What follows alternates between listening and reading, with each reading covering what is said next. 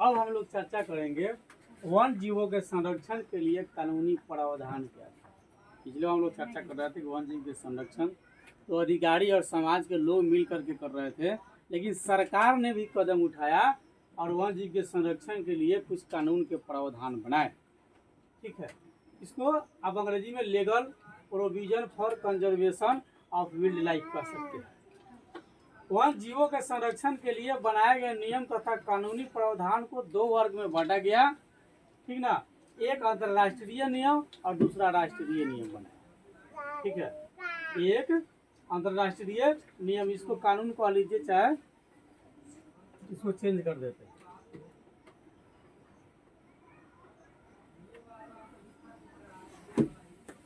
ठीक है, दो बनाए, एक अंतर्राष्ट्रीय नियम और दूसरा राष्ट्रीय नियम बनाया। कौन चीज के लिए?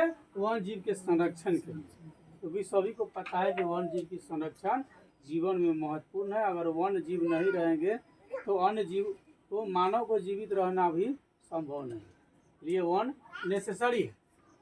वन जीवों के लिए अंतर्राष्ट्रीय नियम जो था वो क्या था कि जब वन जीव के संरक्षण के लिए दो या दो से अधिक देश या राष्ट्र मिल करके नियम भी बनाता है उसकी संरक्षण के लिए, जब वन जीव के संरक्षण के लिए दो या दो से अधिक देश या राष्ट्र कह लीजिए जब मिल करके जो कानून जो बनाता है उसको हम अंतर्राष्ट्रीय नियम कहते हैं। अंतर का मतलब होता है एक दूसरा।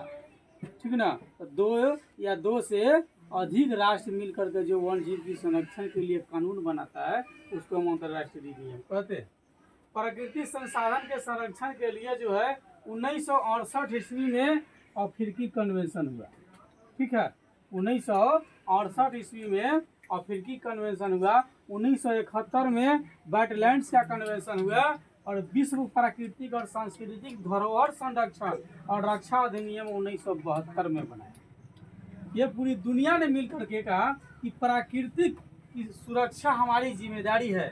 ठीक है, हमारी संस्कृति जो है हमारी जिम्मेदारी है, हम संस्कृति को भी बचाए रखें और प्रकृति जो जीव है उसको भी बचाए रखें।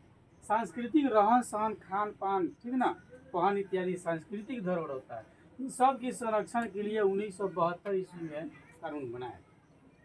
ठीक है, इस नियम को सख्ती से पालन करके वन जीवों की रक्षा की जा सकती है। अगर हम सख्ती से पालन करते हैं तो वन जीव की रक्षा हो सकती है। वन जो है संकटग्रस्त नहीं होगा, लुप्त नहीं होगा, अभेद नहीं हो सकता है। वन जीव जो है वन और वन जीव सुरक्षित रह सकता है यदि सख्ती से हम कौन कौन नियम का पालन करेंगे। 1968 में अफ्रीकी कन्वेंशन हुआ, 1971 में वेटलैंड्स का कन्वेंशन हुआ और विश्व प्राकृतिक और सांस्कृतिक धरोहर संरक्षण और रक्षा के अधिनियम यानी कानून जो है 1972 में बना। ठीक है, दूसरा है कि वन जीवों के लिए राष्ट्रीय नियम क्या बनाया, यानी कि इसकी संरक्षण के लिए। किस चीज के लिए बनाया? संरक्षण के लिए बनाया। ठीक है, इसके संरक्षण के लिए राष्ट्रीय नियम क्या बनाया?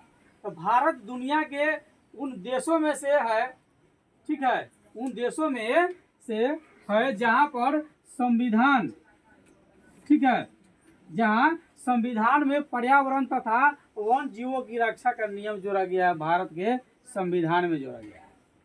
भारतीय जो संविधान जो बनाया जिसके तहत देश चलता है, देश किससे चलता है? संविधान से चलता है। ठीक ना, देश चलने के लिए एक जो है लॉ है जिसके आधार पर देश चलता है।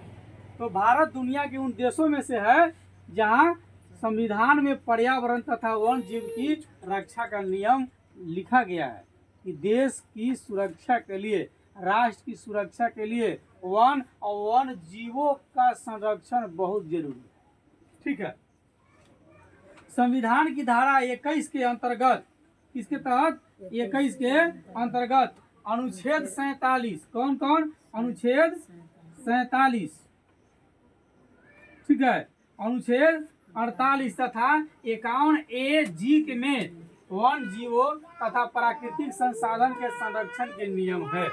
इसमें है संविधान की धारा 21, के अंतर्गत अनुच्छेद 47, 48 तथा 51A जी में वन जीवों तथा प्राकृतिक संसाधन के संरक्षण का नियम विराजमान है। हम उसको देख सकते हैं इस संविधान के क्या अनुच्छेद में 21 धारा 21 के अनुच्छेद 47, 48 और 51 ए जी में वन जीव के संरक्षण का नियम लिखा गया है।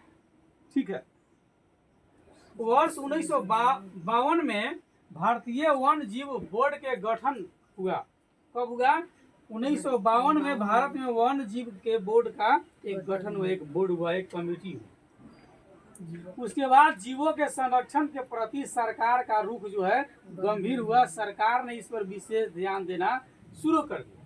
ठीक है।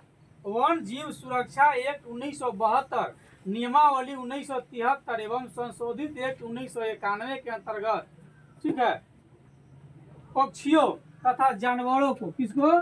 पक्षियों तथा जानवरों के शिकार पर रोक लगाया गया। ठीक है। इसके तहत वन जीव सुरक्षा एक्ट 1972, ठीक है, 1973 और संशोधित एक्ट 1991 के अंतर्गत पक्षियों तथा जानवरों के शिकार पर रोक लगाया गया। इसके तहत आप किसी भी पक्षी को नहीं मार सकते हैं, किसी भी जानवर को नहीं मार सकते हैं। वन जीव सुरक्षा एक्ट कौन? 1972, नियमावली 1973 में संशोधित हुआ और एक्ट 1991 के अंतर्गत किसी भी पक्षी तथा जानवर को आप नहीं मार सकते हैं। शिकार करना प्रतिबंध है, यानी कि रोक लगा दिया गया सरकार की तरफ से। यदि आप मारते हुए पकड़े जाते हैं, इसके जुर्म में आपके ऊपर कानूनी कार्रवाई होगी। ठीक है। आप सजा के भागीदार बनेंगे। राष्ट्रीय स्तर पर जो है बाघ राष्ट्रीय जानवर है, यानी कि बाघ क्या है? राष्ट्रीय पशु है और मयूर राष्ट्रीय पक्षी है। भारत का राष्ट्रीय पशु क्या है? बाघ। और राष्ट्रीय पक्षी क्या है? मोर। ठीक है। जैव विविधता अधिनियम 2002 के अंतर्गत जैव संरक्षण के लिए स्थानीय, प्रखंड, जिला और राज्य स्तर पर कमेटी गठित करने का प्रावधान है, जिसमें ये कमेटी आसपास के, अगर स्थानीय कमेटी होगी तो आसपास के वन और वन जीवों की सुरक्षा प्रदान करेगी। आसपास में कोई व्यक्ति या कोई समूह यदि वन और वन जीवों को नुकसान पहुंचाता है तो वह कानून के, वह व्यक्ति जो स्थानीय होगा वह कानून की सहारा लेकर के उस व्यक्ति के ऊपर कानूनी कार्रवाई करवा सकता है। वह पहले सूचित करेगा कि आपको किसी भी तरह से यह अधिकार प्राप्त नहीं है कि आप किसी पेड़ पौधा को बेवजह काटे या किसी भी वन के जीव जंतुओं को आप हत्या करें, यह आपकी अधिकार नहीं है। तो स्थानीय स्तर पर एक कमेटी का जो काम है कि जो भी लोग वन और वन जीव को नुकसान पहुंचाता है वह उसे रोकता है। ठीक है।